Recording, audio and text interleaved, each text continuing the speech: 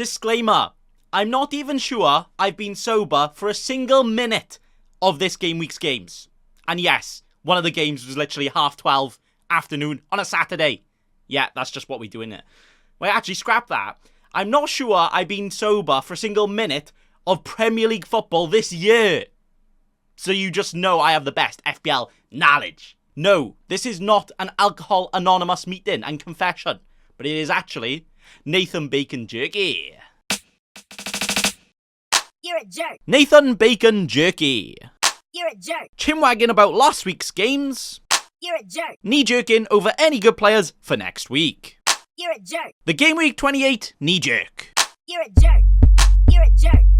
You may be watching and listening to this on the YouTube instead. What? As I have actually decided to make this podcast video form too, mainly so you can see this sexy face. Oi.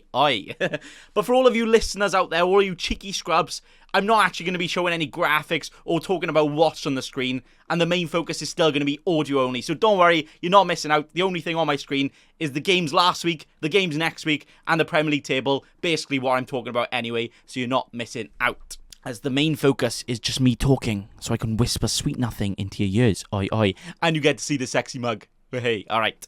Before we start this week, though, this knee-jerky episode, I do want to remind some of you cheeky scrubs out there that this game week 28, is a double game week, which sees Southampton, Newcastle, Wolves, Watford, Leeds, and Villa all double, so they will be the main focus of this episode. I'm also in the potentially very unique FPL position, as I am actually free hitting in Game Week 28. A lot of people free hitted last week, maybe even the week before, or wildcarded. I'm actually free hitting this week. The button has already been slapped. Ooh, you hear that? Proper big boy slap. And then I'm going to be wildcarding in Game Week 29. So, when I'm jerking over players, I'm definitely going to mention that. For me, it's going to be a bit different because I'm free hitting. But also, because I'm going to be wildcarding soon, and a lot of you out there might wildcard anyway, then I'll talk about players long-term anyway as well. Right, okay, so let's get into the first game, which was Southampton Norwich on the Friday. I actually watched this game. I wasn't sober for it. Surprise, surprise. And Southampton went on 1-2-0. Fair play. From goals from Romeu. Right, lads, come on. All of you on free hit Game Week 27. How did you not see Romeu was going to score his first goal of the season in this game? It was quite obvious that would happen, right? Stealing the 2 bonus as well. 10-pointer for him. But nah, actually, Romeu does this every now and again. He plays really well. He gets some good goal-scoring opportunities. And you're like, wow, he's a really good player.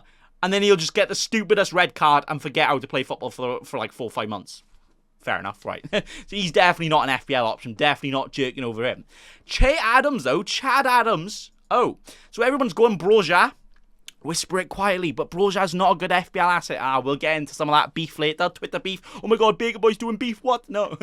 But Che Adams, has now scored, assisted, and scored in his last 3 games. He's got 3 goals and an assist in his last 4, which did include playing Tottenham, Man United, Everton, and Norwich. So, actually, pretty damn good. The problem with him, though, is that he is usually one of the ones that does come off before 90. He played 87 4 games ago, 82 in the last game.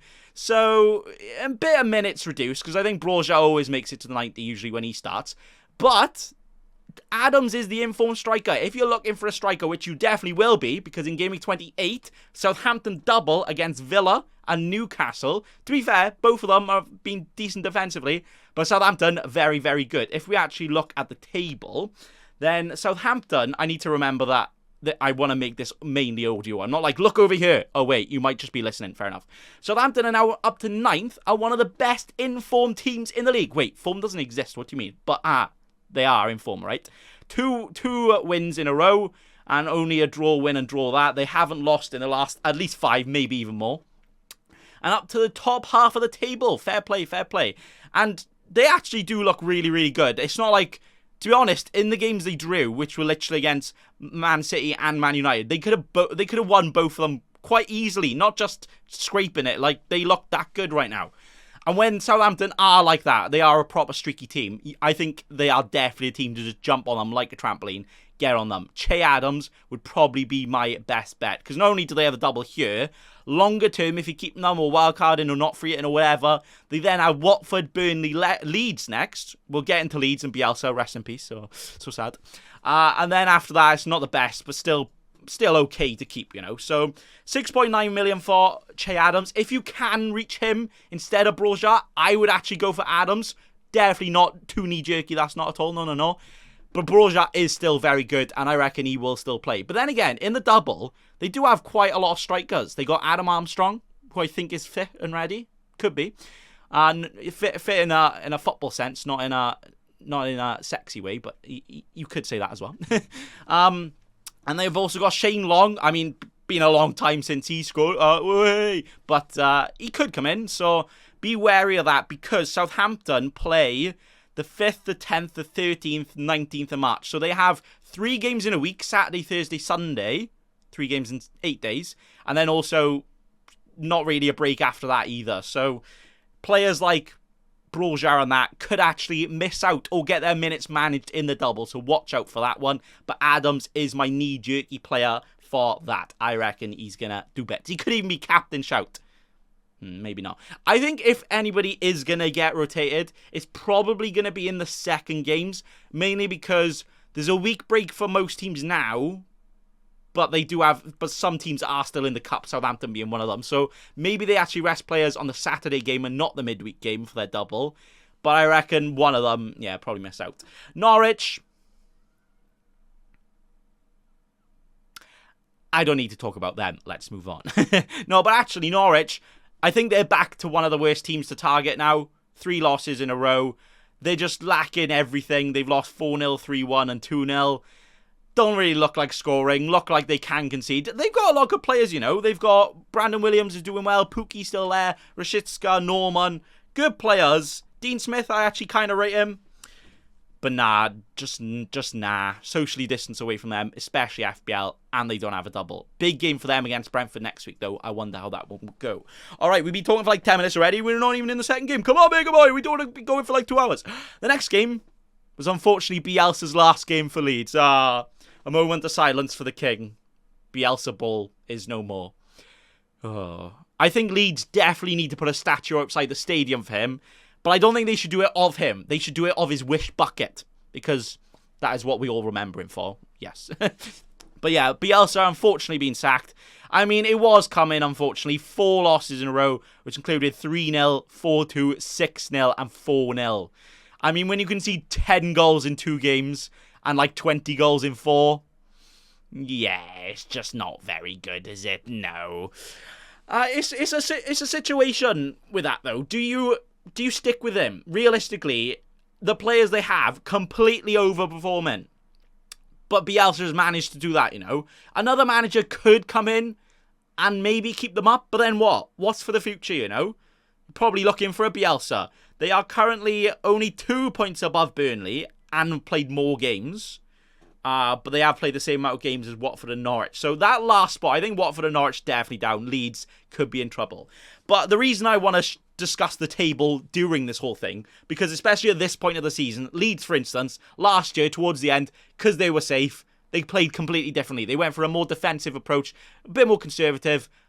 But now, it's not the case. So they will actually need to carry on playing till the end. Because as we'll get into teams like Palace, Brighton already, you can already see they know they're not going to get relegated. They know they're probably not going to get Europa League. So they're just chilling. Take their foot off the gas, off that pedal. And unfortunately then, it's just bad for FPL. So that is definitely a thing we need to look out for. But Spurs here, the team that beat Leeds and managed to dethrone Bielsa off of his wish bucket throne. Spurs won 4-0. Wow, Spurs, I mean, beat Man City, lose to Burnley, and then win 4-0. That is literally the most Spursy week you could ever have, ever. Fair enough. But goals from Kane, Son, Doherty, and Kulusevski. Very cool, bro. Kulusevski, very good. I said he was a very good option on the free hit. I was actually going to... I made a free hit draft, and I think at the end of this, I'm actually going to compare that team with my actual team to see how many points a free hit would have got. Because right now, I could have free hit. I was this close to, but I was like, nah, you know what, I'll keep it. Mainly to free it this week in Game Week 28, because double, more upside. But Spurs, yeah, I mean, Kane. Remember when he was finished? 8 goals and 3 assists. 3 goals and an assist in his last 3 now. And yeah, he's just pretty good at football, isn't he? How does he have the finishing of an Aguero, a Van Nistelrooy, and the passing of a De Bruyne? Ozil, like, he is just incredible. And then players like Son and that take all of that. So not only was Son doing good before, when Kane's in form, Son's even better, just because as we saw with the goal against Leeds, if you did see it, Kane, literally halfway line, boots it up, Son, because he's faster Sonic, zoom, gets it, scores. Amazing. I did actually take a hit to bring in Son, and he stole a bonus point with his goal. Hey, 10 goals and 7 assists for Son. They are a team not doubling this week, but they do in 29, and they have Everton. So if you don't have any Spurs players, I would go Kane over Son right now, if you can. Mainly because I'd say they're on par, but Kane has the penalties, you know? And I feel like Son, he benefits more against teams that Spurs are more on the counter-attack. Whereas Kane, I think both teams suit him. If he has to play the counter-attack and put Son through, he gets assists. If they're dominating possession and they're more close to the goal, Kane is on it. He's right there by the goal and can score all the goals. So yeah, Kane would definitely be my bet. Definitely not knee jerky from the last episode. I'm going to say that every single game just to inform you this is a knee jerky podcast. All right. If you don't know what knee jerk is, by the way, it's just like an immediate reaction. Like, oh my God, this is the best player in the world. I need to get him in. Just because he scored against a potentially relegated, threatened Leeds. Yeah, fair enough. Kane, yes. Son, yes. Doherty, though. I mean, the fullbacks are being a lottery for... why did I forget Conte's name? Come on, the pasta man. Conte, his fullbacks are proper rotation, innit? And Doherty has literally only started... What's that? Like 4, 5 games this season. Hardly started last season either. Not really being in it for Spurs, but this game could be the turning point. Goal and assist for him, and obviously clean sheet. So an 18-pointer, that's 2 Cancelos. When you're twice as good as Cancelo, then you're pretty good. Can Doherty nail that spot down, though? I'd say if you're potentially looking for someone in a game with 29 double for Spurs, even though their fixtures aren't the best in that double, it's Man United and Brighton, both away, though, so not the best, especially defensive. Well, defensively for Brighton, against Brighton, but yeah. Doherty, a 4.7 mil, though. I'd say scout him against Everton. If he starts, if he plays very well, he could actually nail that spot down. I don't think he's going to nail it down forever, even though how well he might do, though, just because they got Emerson Royale, and that's about it. So not much competition at all. But, you know, they still have players, so they will rest and rotate when they need to. And also Spurs are... They're out of the Europa Conference League, aren't they? And like Kulusevski, though, he looks like a player. 6 million in the FPL. 2 goals and an assist in his last 3 games, and a goal here. And he's just got an absolute cannon foot on it. He's a proper Conte player. Did I even speak words then? A proper Conte player. He just runs forever and ever, as if he's just snorted all the pre-workout. Like he's got an unlimited tank. Don't need to get petrol in this current state. Just jump on his back and he'll run forever. But yeah, Kulusevski, good player. FPL-wise, I don't know, because he has made 90 the last 2 games, actually. Well, before last game, and in that last game, he did come off 77. But when you got Bergwijn and Moura, problem is, if Kulusevski has a bad game or he's not really in it, he's gonna be subbed off. Whereas Son and Kane, surely not. I think Son has had some of his minutes managed lately and before, mainly because just come back from injury and he's such an important player. So I wouldn't really go Kulusevski. It's got to be Kane or Son. But then again, if you can afford Kane and Son and you want, I don't know, you want Salah, Bruno, De Bruyne, and you're like, I still want some Spursy, Kulusevski could be the one. 4-0 win for them, push them up to 7th. Good position, potentially challenging Champions League, not just Europa now. Lovely. All right, next game, Brentford versus Newcastle. Hey. Oh yeah, Leeds. Oh yeah, I was going to say about Leeds. Sorry. It's rewind time. Go back. Leeds, Bielsa's gone. Sad day for football because he's just an absolute geezer and he literally plays against the best team in the world. He could be down to 11 youth players. He's like, nah, we're still playing exactly the same. We're going for it. Love that. And you've got to respect that. You don't see that much in football nowadays, don't you? And I also feel bad for his translator because is he out of a job as well? That's really sad. He was my favourite.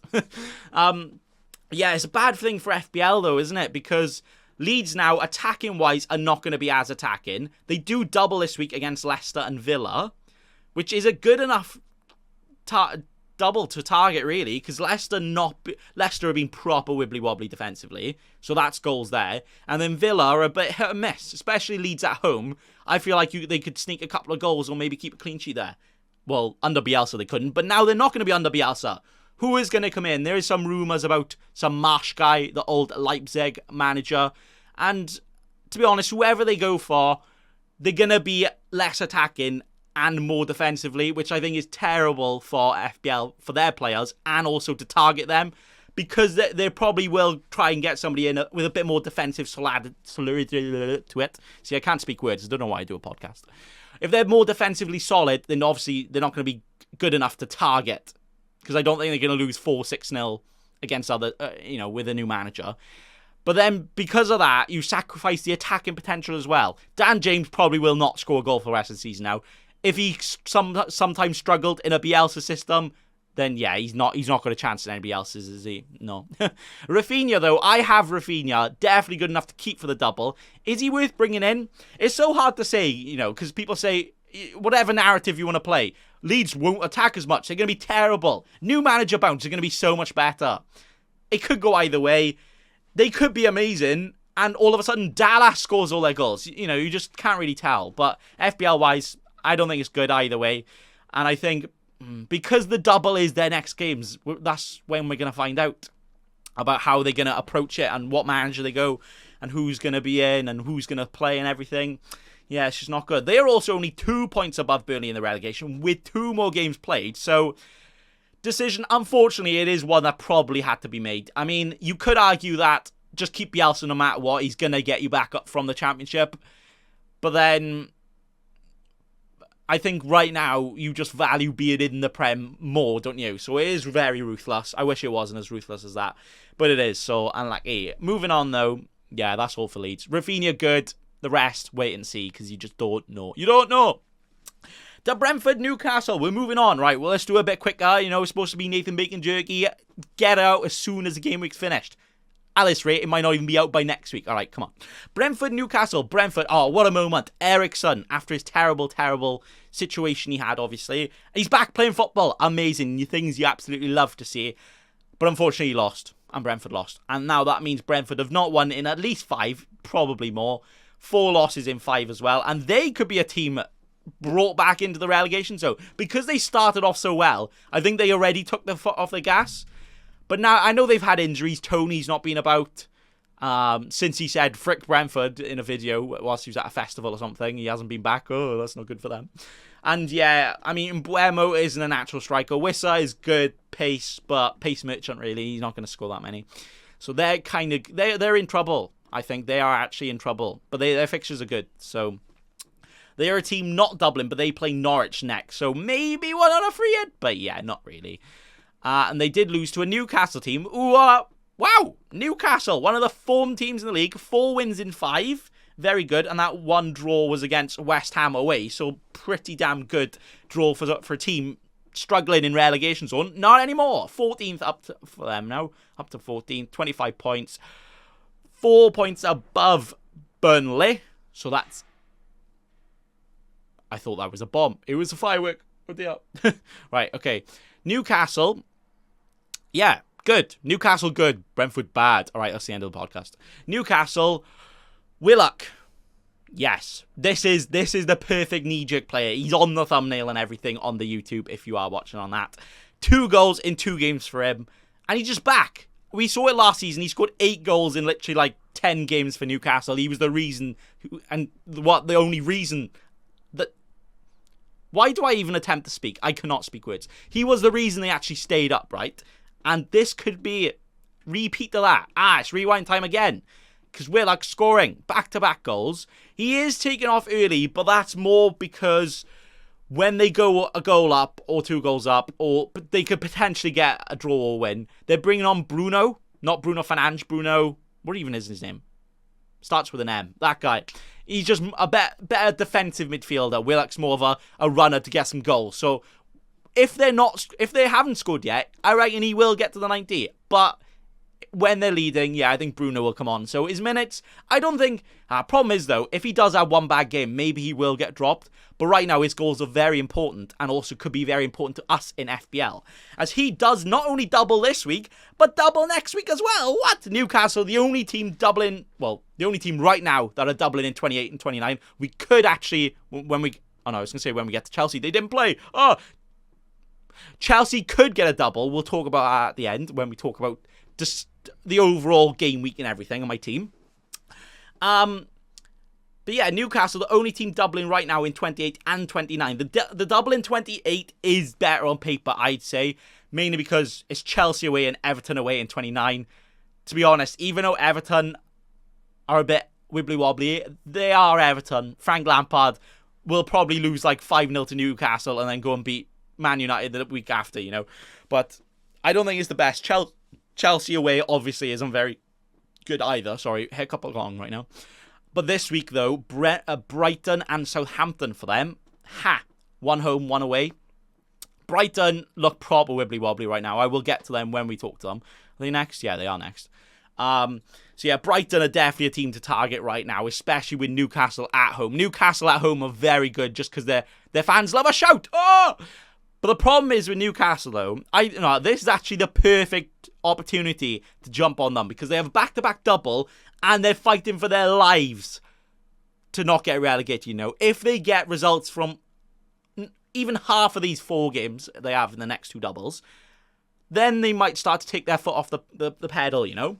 But they're definitely not safe now, so they definitely need to go for it. So hopefully they can take that momentum with them and be very good for us in the FPL, including Willock, who's 5.7 million, only 1% owned overall, definitely going to be up by like 10% in the top like 100k or whatever next week, I reckon, just because of that double. But me on a free hit, oh yeah, have I even mentioned that I'm on a free hit or discussed any players I'm going to get? Nah, I'll do that more at the end then. Willock, definitely consideration. He'd probably be the only Newcastle attacking player I'd go for. And then defensively, they've been very good. They've been keeping some clean sheets, you know. Dubravka, he's had 4 clean sheets in this season and 3 in the last 5. And they only conceded 1 to Everton and 1 to West Ham. So actually pretty damn good defensively. Dan Burn, Matt target their defence. They are that good. Dubravka's only 4.4 million, though, if you're looking for somebody. Maybe, I know, well, we'll get to Watford later, but Foster did get a big 10-pointer. Fair play to him. But Dubravka's going to get 11-pointer because he's just that much better. Back-to-back double. He could be the one if you're bench boosting / you just want to keep that'll play more doubles. More fixtures means more points. Guaranteed. Definitely can't mess up at all, innit? All of us captain and Burnley players. Anyway, let's move on. Yeah, Newcastle then. Forward-wise, I don't think Chris Wood is ever going to score a goal for Newcastle. Ever. He might still be playing there for 5 years. No, actually, his first goal for Newcastle is going to be winning them the Champions League in 5 years. You heard it here first. And definitely last. And then, apart from that, Willock, yes. Fraser looks good, as he does sometimes, but I wouldn't trust him. St. Maxi could be back, but with back-to-back doubles, that's a lot of games. They play 5th, 10th, 13th, 17th, so 4 games in 12 days. That's not very ideal for a player just coming back from injury, so probably stay away from him. That is also, that's a problem with Newcastle, though. If the fixtures were spread out enough that you guarantee that the best team will start every game, then Willock would 100% be there. But the fact that they have quite a lot of depth in midfield makes me think they might actually rest Willock / manage his minutes quite a bit. You know, bring him off half-time, 60 minutes or something. Maybe in both games. So we need to watch out for that. But knee-jerky-wise, Newcastle look like a new team. Never mind a Newcastle. Very, very good and definitely ones to get. Their defenders, Shah got 12-pointer. He got an assist and a clean sheet, but nah. I mean, for 4.3 million, good benchy boosty option, but probably not. No, it's got to be Dubravka probably if you want to go there. If you want to go there. Because I've got like De Gea, so he could come in for him, for instance. But I'm on a free hit, so I'll have to see. All right, next game, right? We need to speed it up. Don't want to be... We're aiming for just under an hour, by the way. And if this is the first time you watching / listening, well, it'll be the first time watching because it's the first time in a video form. But the first time listening, yeah, we do this, and then we also go on to a non-FPL topic, which we'll do at the end. I need a drink break. Cut! And uncut. Wow, the power of editing. It's like I had a drink in like a whole half a second. Amazing. Next game then in this Jerky-O podcast. So I explain that. In Wales, big up the Wales, because I'm Welsh, a lot of words have eo at the end. So for instance, swimming is novio. Cycling is cyclio. So just add io at the end. So as a joke, I just say everything with eo at the end. So I like this game week eo. This Kneejerk eo. This podcast eo. Lovely. In this podcast eo, Brighton Villa are next. And yeah, Brighton. What's happening, lad? What's happening? You're supposed to brighten up your fans' day. Hey, Brighton and XG Vibe Albion. Not very good vibes right now. They're sitting at 10th right now. This table isn't updated after the Wolves and West Ham game, which right now is happening, and you're going to get my reaction to what happened in it, because I also have Bowen and Johnson in there whilst we get to that. And then I'll also look at my live FPL rank at the same time. Oh my god, best ever podcast. No, we'll get there. Brighton, yeah, not Brighton. Nothing's bright right there. 3 losses in a row now. Not very good losses either. 2-0, 3-0, 2-0. Not scoring. Brighton are always a team where they're not good scoring-wise, even though they have the players. And the only reason they do well is because of the defence. They have so many draws, so many wins by 1-0, 2-0. Not even 2-0, just 1-0. Just because their defence is usually good enough. And then they're pretty damn average. Not even that attack, is okay because of the defence making up for it, But right now, it's more because of the injuries. Dunk is out. Webster's out. Who is it actually? I need to check. They only had one actual centre-back in this game, which was... Oh, no, Dunk is back, sorry. And then they played... I'm not sure if they played a back 5 or it was a 4. I didn't watch it because in UK you can't watch 3 p.m. games. Such a disgrace. Wait, no! It was at 3:30 because the coach was delayed or something. They got stuck in traffic. Unlucky. Oh my god, first time I said unlucky. Unlucky. Unlucky. I'm not going to stop saying it now. Unlucky. Yeah, so I don't know if they did play a back 3 or back 5, but either way, they only had one natural centre-back, Dunk, and Veltman and Cucurella as the other outside centre-backs. I mean, not bad outside centre-backs, but you need someone like a Webster, you need someone like a Burn, who's burnt off, and yeah, I think that's just the reason, isn't it? Sanchez in goals has also been pretty damn terrible. What's happened to him? Is he actually that good? The reason he looks good is because he can play with his feet. He probably was never a goalkeeper. They just chucked him there once. They're like, oh, you can catch a ball. You can kick the ball out, though. So now you're an amazing goalkeeper, yeah. Because save-wise, he never really has to make that many saves. But when he does, like right now, not very good, not very good. So Brighton, they don't double this week. And they play Newcastle away, and form-wise, not a very good fixture for them. But then next week, game week 29, they do have a double, but it is against Spurs and Liverpool. Yikes, that is... I would say a defender would be okay, because sometimes their defence can do it, but to be honest, that's probably minus points. Lamptey, 12-pointer confirmed. And I have Lamptey, and I'm going to be getting rid of him on my free hit/wildcard. So I'm free hitting this week, 28, and then wildcard next week, 29. So if you wildcard this week, I'll probably have a similar team to you anyway. So, yeah, basically you, right? Okay, we're the best manager. So Brighton, yeah, what players would you get?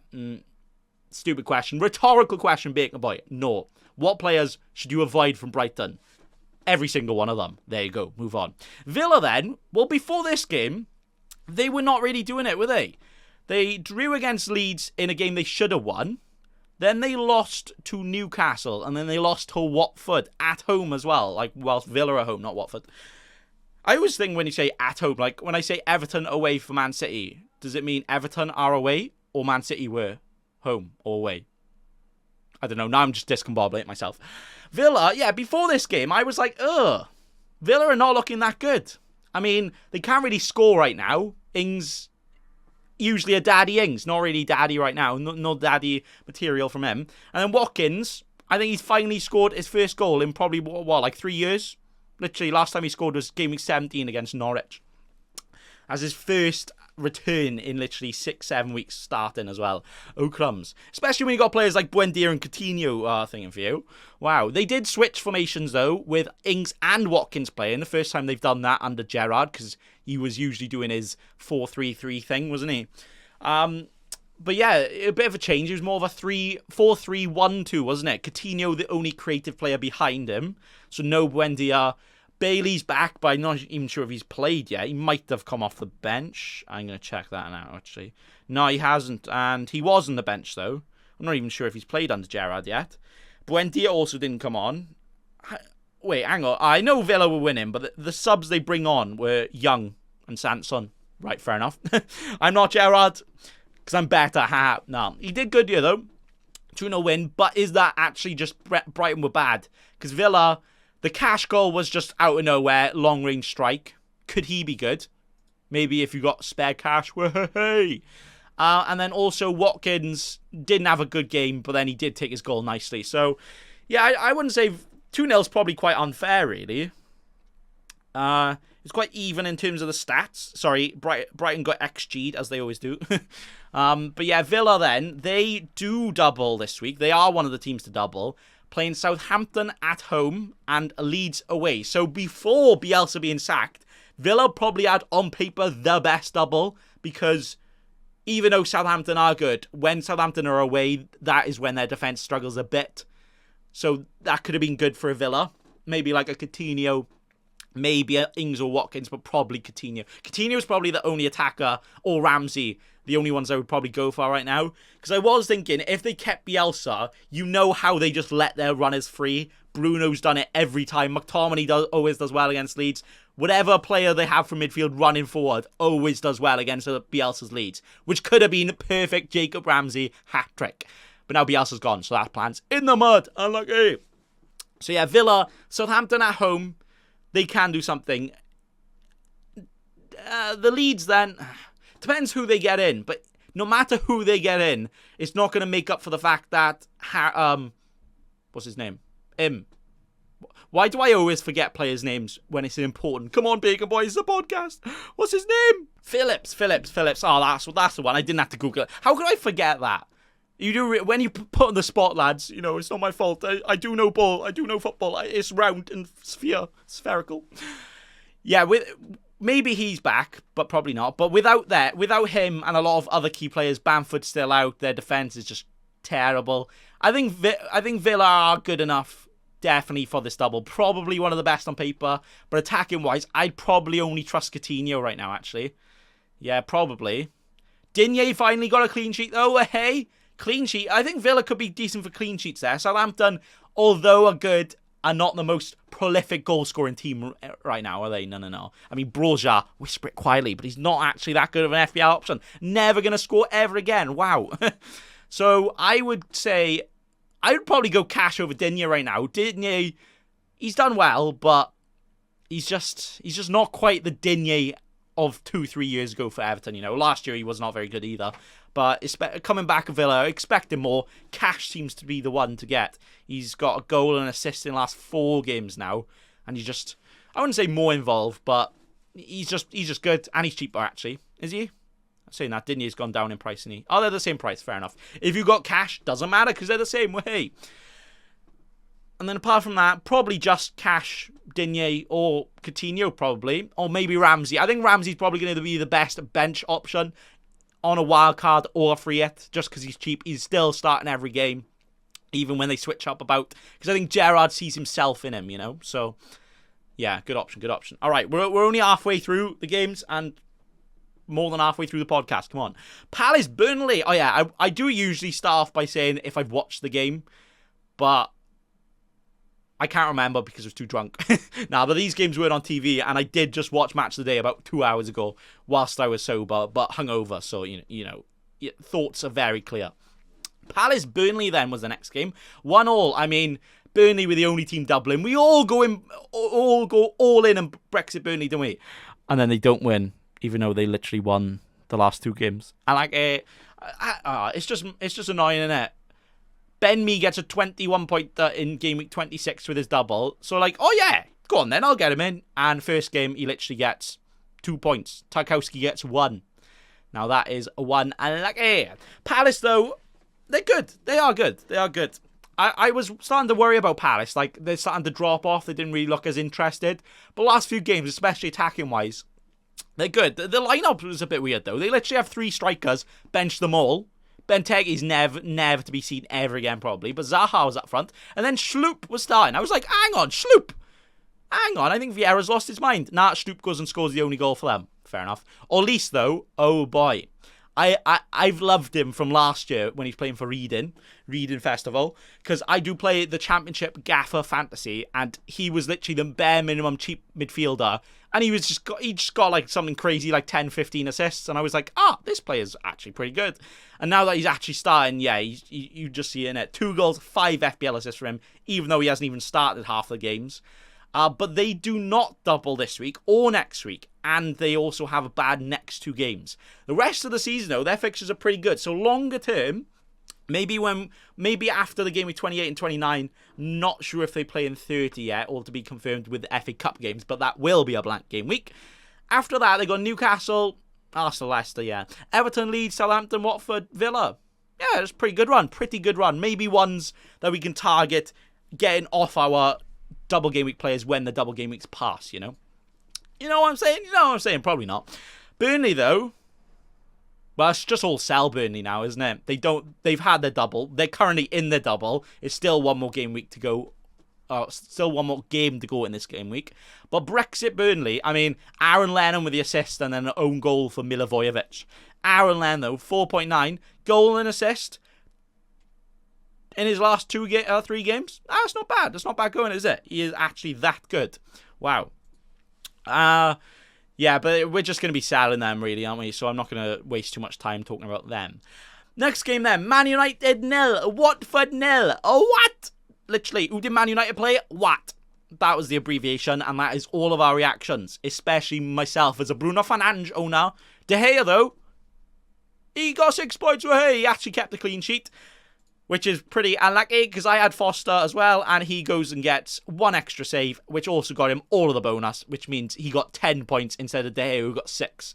Even though if De Gea made 1 more save, he probably would have been higher than him. He's literally so close in bonus. That is pretty unlucky.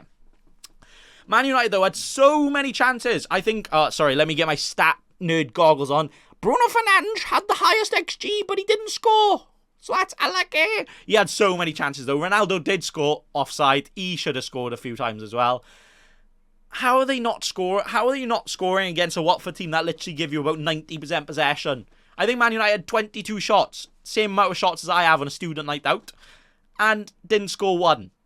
Also sounds like me on a student night out. Didn't score at all. Unlucky. Moving forward, though, they play Man City next, which is sellable. Oh, Man City away. But saying that, Man United usually do well, but that was more Ole did well because counter-attack FC, but I don't think they're going to be the same. Rashford's not quite it right now. They haven't really... with Ronaldo, counter-attack is a bit harder, I guess. He hasn't got the blistering pace because, he's not like an absolute specimen who's just a machine anyway, is he? No.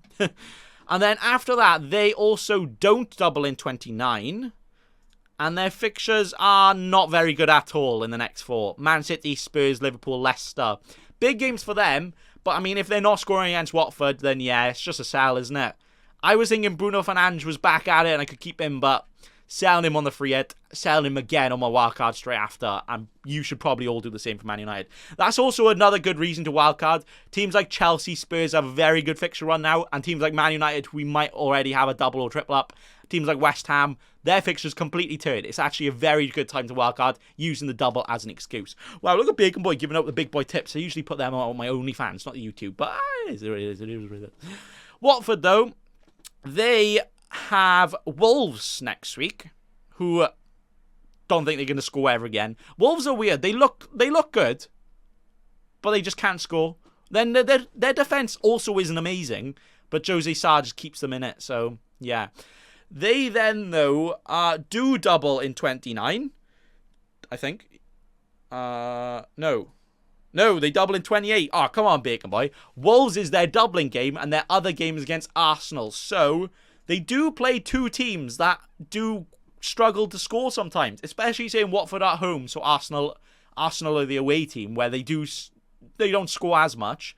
Could Ben Foster be a great one to go for? He's 4.1 million now. Oh, no, can't afford him now. He's gone up 0.1. Plans in the mud. But maybe if you're bench boosting, he could definitely be one, because on paper, potentially, if he does keep a clean sheet in either of them, it could be a 9-10 pointer, which you definitely love to see, because there's no point having 2 keepers goalkeeper with 2 games, they just keep clean sheets, 12-pointer if you're lucky, and that's the maximum. Whereas Foster could literally get 20-odd pointer. I mean, he's not going to, but he could. He could. Maybe if he fancies it for his YouTube footage, he's like, you know what? Let's make some camera saves today. Fair play. And then the rest, apart from that, I mean, I still have King. I'm not keeping him on the free hit. I don't think he'll ever score ever again. Not even a joke. Not even a prank. I seriously. He conned himself into that team, scored a hat-trick against a very bad Man United team, and then I don't think he's even scored since. Oh dear. Remember when we all captained him, even though he hadn't scored in like 4 months? Right. Defensively, though, they have been better under Hodgson, haven't they? They haven't conceded. Well, they hadn't kept a single clean sheet before he came in, and now they've kept 3 and 6, which isn't bad for a team like Watford, you know, so considering they didn't keep a single one before.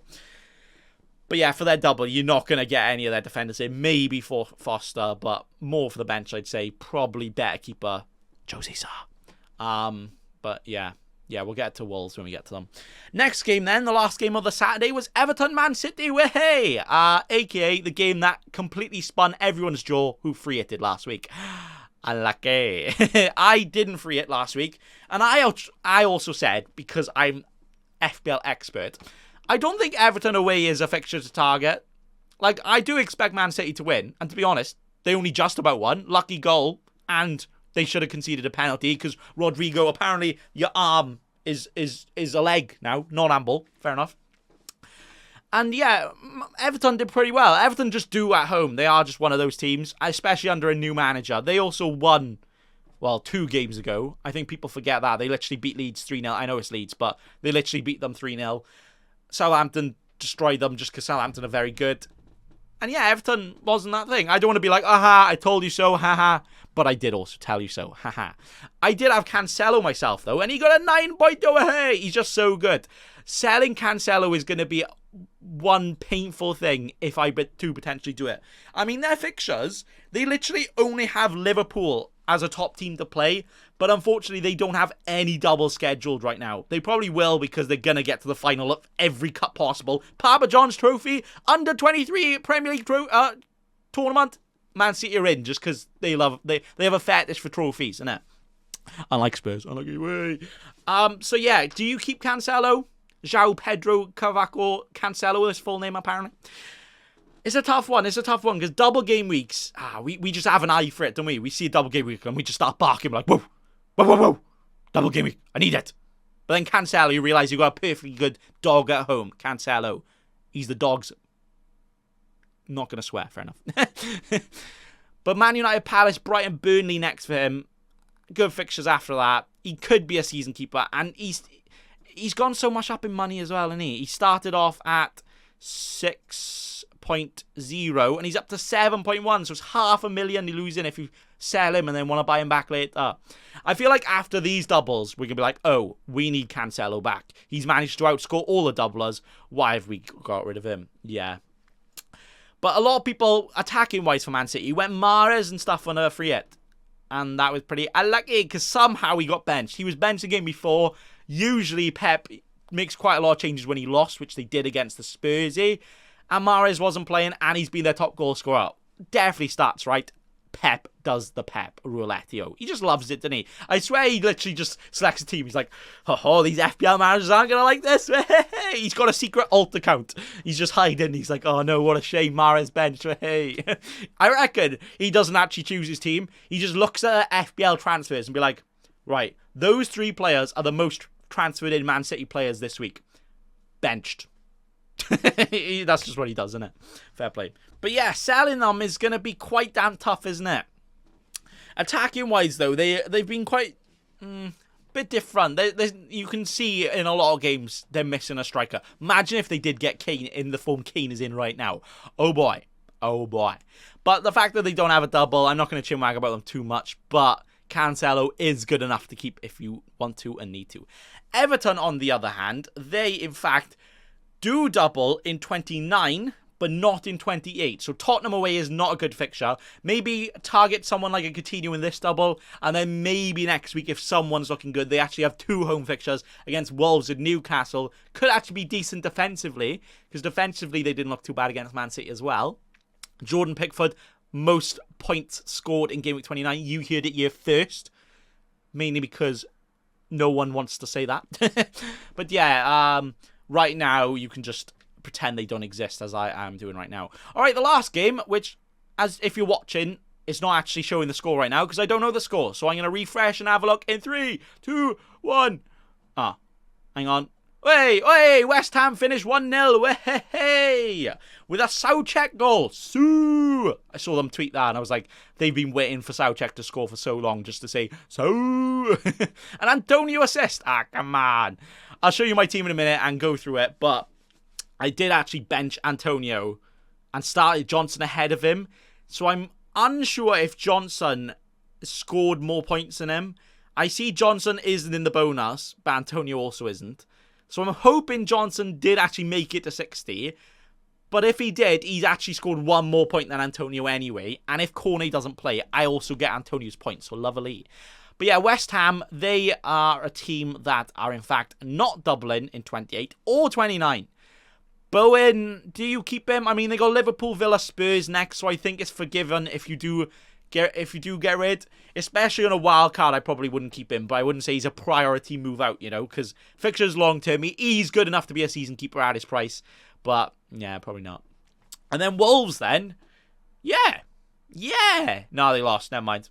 Let me refresh my Prem table because the other game isn't thing there. 2 losses for them now. They've actually looked more attacking recently, which is also harm their defence a bit. So, and they still can't score. So in FPL they got worse because less chance of clean sheet, but they still can't score. So it's literally lose-lose situation. What have you done that for, you absolute prats? But this week though, they do have a double. And it's a very, very saucy double. On paper, potentially one of the best. Playing Palace at home and Watford at home. So 2 home games for them. 2 green fixtures. The FDR says 2. Why would the FDR ever lie? Best ever double here. So yeah, on a free hit, I'm definitely going to be potentially doubling up on Wolves' defence. But as we saw from this game, they were actually a bit of rotation FC, weren't they? Jimenez didn't start. Semedo was... Well, he didn't start. I'm not sure if he was on the bench, actually. Who else started? Nori was benched again. Saiss... not having the best of games recently. Bolly could come in for him. I actually think the only Wolves players to go for, especially for this double, are Sarr and Cody. Like, they just are. Sarr is 100% nailed. Probably going to get like 30 points in this double because he's going to make so many saves. You'll be like, oh, another save. Another one. He's just incredible. Yeah, because their defense isn't actually amazing, but Sarr is the best. I think he's the best performing keeper. He's like prevented the most XG. Ha, stat nerds. I know that one. Ha, I'm as good as you. But yeah, on a wild card or free hit, definitely Wolves defense are it. I think they are 2 home games. Yes. Like Sarr, I'm pretty sure. Has he even gone a single game this year without making 3 saves? He's made 7, 6, 4, and 3 saves in his last 4 games.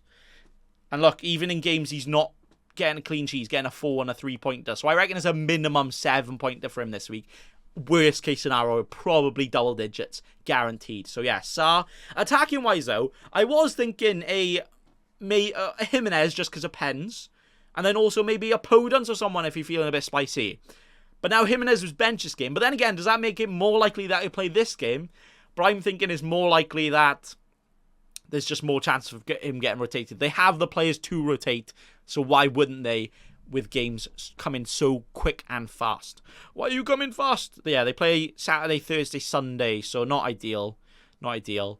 But their fixtures long-term are great, so even if you're not on a free hit or wildcard, definitely good enough to get a defender in. I would honestly go Cody ahead of Saiss and Kilman.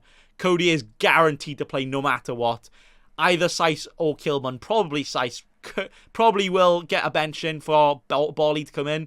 Even Marcel could fit at left centre back and they play Nori, you know. So be careful of that one. And attacking wise, it's probably a no. But you know what? That is actually it. The games this week jerked. I've jerked so hard, I've run out of tissues, if you know what I mean. Jerk you. Right, I'm going to refresh my team and have a look at my points, which is 43. Hey, that is before bonus and before my Johnson auto sub because I'm an absolute cheeky scrub. and started Trent, who obviously blanks didn't play this game week. And Johnson on my bench keeps a clean sheet because I'm that. Antonio got a yellow card, so he only got 4 points on my bench. Ooh, that's good, that's good. And if Corney doesn't play, I get them. So best of both worlds. Corney's going to score a hat-trick anyway, so yeah. So right now my team is De Gea in goal, 6 points. Cancelo 9, Digne 6. Yes, not many people had any of those on their free hit. Actually, you probably had Cancelo, maybe a Man United defender, so... yeah, maybe not. Didn't he, though? Hey. And I also got the Johnson clean sheet. Love that. Bruno Fernandes only got 3 pointers. 3 whole points. Terrible. Go on, my son, with a 9 point. I actually got him in for a hit. Big brain move by Bacon Boy.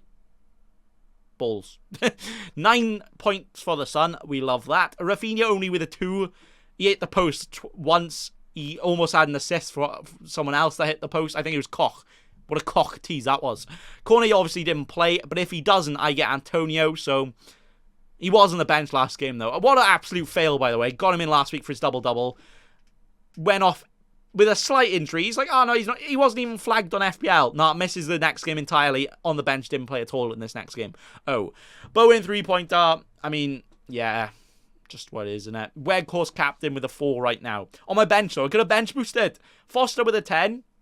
4 more than De Gea. Johnson with a 6, so obviously he's coming on for Trent, though. Antonio with a 4 second on my bench. Could come on for Cornet. All right, so now we're going to refresh. Oh, I'm not seeing that. Let's refresh live FPL. And my live rank is a red arrow. Ah, come on. Ah. If you know that this is the first time I'm seeing my rank after the last game, when I literally got a clean sheet coming in. I'm down to 77k from 63k. Ref. I know I didn't free it. And I know I took a hit. But I feel like 43 points is actually pretty good. Ah, come on. That is unlucky. Unlucky indeed. Wow. There we are then. Okay. Anyway, next week then, looking at my team, what you see or what you're going to hear in a minute isn't going to be my team, as I am going to be free hitting, obviously. And right now, I'm considering double Wolves defence, probably Sarr and Cody. Then I'm thinking double Villa, probably Coutinho and Digne or Cash. I think I might go Cash because more people have Digne just to get the variance in. You know, actually, no, Cash just scored. It's got to be Digne. He's obviously going to be the next one to score. Newcastle are good enough to back. Could even go for someone like a Dubravka if I don't want to go Sarr, but I think Sarr is the one. Maybe a Shah. A Sarr or a Shah. Well, there you go. And then Southampton, I'm definitely going to go Kyle Walker-Peters. He looked very good against Norwich. Watch him get benched now in that game. And even though they can rotate the fullbacks, I think he is the one guaranteed to play just because of how well he played. Does depend in the cup, though, because obviously there's cup games.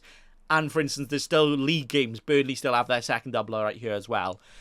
And then, yeah, so I'm going to have Southampton, who are a team doubling. I probably will have some sort of Newcastle, even if it's on my bench, just to cover.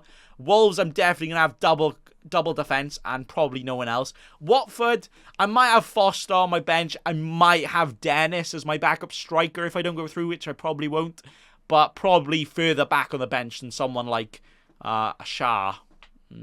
Probably not. But Ramsey will be ahead of him. So Villa then, I'd probably go Coutinho, maybe Ramsey, and maybe Digne or Cash, like I said. And then Leeds, I probably will stick with Rafinha. Obviously, we don't know a new manager situation, but I think you've got to go for him in it. I wonder if he still keeps pens. Hopefully. So I think he's just good enough to keep for that. Because the double on paper, it's not the easiest, but maybe if they get some sort of manager bounce, then this could be a fixture to bounce to get all of the points. So, and then single game week players, you got to have Salah. You 100% got to have Salah, right? If I go for a Liverpool defender, which I actually might not, I know West Ham at home is an okay fixture right now. They don't look like scoring much, but it's not the best. You know, I would probably rather a doubler, probably rather a triple Wolves rather than a Liverpool defender. But if I do get one, it's probably going to be Robertson over Trent. Robertson is just doing it right now. That is definitely a knee-jerky opinion, but yeah. And then what other single game week players would you go for? You probably could get a Cancelo in there, but like I said, you just got more with the doublers, isn't it? The upside is there. The upside, you got to go for the upside, man. The expected points is better than points confirmed. Points in FPL overrated. Expected points is where it's at. And that probably could be it. So, obviously, I don't really know my exact draft right now. I don't like putting too much time into drafts when I don't know all the information. Because, for instance, teams could get knocked out of the cup, and then all of a sudden they can rest their play, or like they can rest their players later on. So meaning that some players might turn out to be more nailed, and then I might consider them, or the other way around, or there could be an injury to someone I want, and that completely messes up my plans. If Sarr got injured for Wolves, I probably wouldn't have any Wolves defenders, and that's just the way it goes, isn't it? So obviously undecided. You'll have to check out Nathan Bacon FC on the YouTube, sexy cheeky scrub channel. Definitely free draft coming soon, and then team selection as well. And that is Jerky Podcast done for FPL. But now, to finish off with a non-FPL topic. What? So, I want to do some topical topics, and as this is the first one on the YouTube channel, I'm actually going to go into some beef. What? Not Nathan Bacon anymore, Nathan Beef. As on the Twitter, not to mention names, just because I don't want to, someone tweeted on the Friday, whisper it quietly, shh, whisper it, but Broja is not a good FPL option. What? Have you seen how good Southampton's fixtures are? Have you seen how good Broja is? What are you on about? And obviously all the replies are hindsight merchant. Hindsight merchant. What does that mean? Well, you see it a lot. It just exists in life. Hindsight. Oh, I should have done this because this isn't as good as I thought it would be. And I mean, that's such a human thing to say. Be like, oh, I should have captained Son. Why am I saying that? Because he scored points. I'm not saying it because I was considering it before. You say it because of the outcome. That's just what hindsight is. And it is okay to be completely captain hindsight and be like, oh, I should have done this. I should have done that. But obviously, and especially tweeting it as well, because Twitter is supposed to be one of the only social medias where you don't have to think about your tweets. You can tweet so much just because of the algorithm. There's so many people tweeting all the time.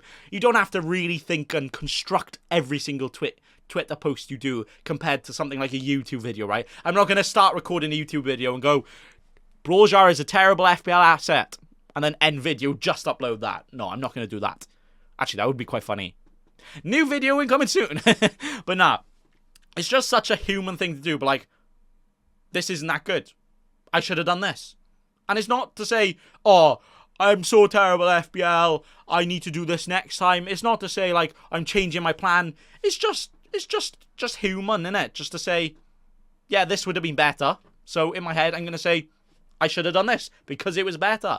Now, the problem is, a lot of people, because Twitter is an awkward one, though, because even though most tweets are put in less thought, literally zero thought into it, replies and people looking at it are putting much more thought into it. So then somebody be like, you're only saying this because of this. Well, yeah, that's obvious. That's not true. Look how good he is now. Hindsight. Hindsight merchant. And yeah, it is hindsight. Is that wrong? No. But a lot of people beefing and being angry with it. Just why? Just why, innit? And I'm not saying this because I'm defending the person. It's because I do like him. Good man. But just why attack somebody for just your initial thoughts, innit? You literally could go to it next week and be like, no, you know what? I've looked at the stats. He had a bad game here, but he is a good FPL option. And you're allowed to change your mind as well. What? Nah, not allowed to do that on the internet. Cancelled if you do that. Imagine. No. But yeah, hindsight it's just a human thing. I wouldn't look in. If you're analysing tweets like that, then yeah. But then the other side of it is, if someone's attacking you / making jokes out of it, then you've got to be able to take that banter as well, you know. You're just setting yourself up, really, aren't you? You've got to think with the tweets, even though you just put it out with zero thought. If you just have to know that everyone and their nan could be ripping into you because of this tweet. And you just got to accept that. Literally, you could reply to that tweet a minute later and be like, obviously I'm saying this because he blanked. I don't think he's that bad. But obviously people are going to take it out of proportion because you can't say this player's a bad FPL option and then change your mind that quickly, or think that you only think it a little bit. It's either 100% terrible or 100% amazing in opinions, isn't it? Just because, you know, I don't think that person thinks that Broja should be a complete avoid, but it's a more of a, look, he didn't do good. He was quite quiet this game. I'm just going to say he's not a very good FPL option. Obviously, you're going to say that if someone doesn't score points. I feel like I'm rambling so much, but that's what's good about Nathan Bacon Jerky. It gives me the opportunity to talk with you, because I don't do that a lot. And in other episodes, I've explained the whole idea of this podcast is that there isn't really, well, there wasn't when I started, and literally a couple of days ago, there have been other podcasts that are trying to talk as soon as some games are over. But talk about the football more in a football sense, obviously FPL sense, I guess, but we also talk about the table and how that things for all the relegation and everything, because, you know, even though it's all FPL, you still got to remember there's actually football and table going on. But also it gives me opportunity to talk about some other things. So, in hindsight, Broja is the best FPL option. Shout it loudly. There you go. That's my piece. And that is actually going to be it, I think, for the first ever Nathan Bacon Jerky podcast on my YouTube channel. Probably like, third or fourth episode now? I think the third official episode, because I did do a test episode. But obviously this will still be uploaded on all podcast platforms and mainly be audio only. So if you're watching, oh hey there. If you're listening, oh hey there. And yeah, that is going to be all. So, don't be a cheeky scrub. Listen, and now watch Nathan Bacon Jerky on all podcast platforms or YouTube right now. Okay, thanks, bye.